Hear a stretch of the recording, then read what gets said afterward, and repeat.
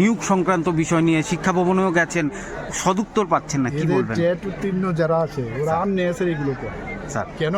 ওদের একটা হ্যাবিট হয়ে গেছে যে আগের যারা গেছে টেটে পেয়ে গেছে, তো ওদেরকে বলে যে তোরা এগুলো কর দৃষ্টি আকর্ষণের জন্য। কোনো দরকারই নেই ওদের দৃষ্টি আকর্ষণের, কারণ আমাদের টিচার দরকার, আমরাই তো নেব। কাজে এইগুলো করলেই যে নিয়ে নেবো এরকম না, আমরা তো নিচ্ছি এগুলো। আমি বললাম একটু আগে যে ডিএর জন্য আগে মানে মানে রাস্তায় বেরতো আগে, সেখানে 29 মাসে আমি 29% দিয়েছি ডিএ উইদাউট আন্দোলন। তো টেটের হবে, আমরা তো টেট পরীক্ষাটা নিচ্ছি, তো আমরা তো ইচ্ছে করলে তাহলে টেট বন্ধ করে দিতাম যে টেট আর করবো না। অর্থাৎ আমাদের যে ডিমান্ড আর সাপ্লাই দুটো যাতে সমতা থাকে, নিশ্চয়ই ওদেরকে নিব। আমার সাথে দেখা করলেই হয়ে যাবে এরকম না, সব খবর আমার কাছে আছে। হ্যাঁ, আর ওইভাবে যাওয়া এগুলো তো অনেক সময় অনেক জায়গার থেকে ওদেরকে পোক করা হয় যে যাও এগুলো করো, তাতে আমরাও যাতে একটু মাইলেজ পাই।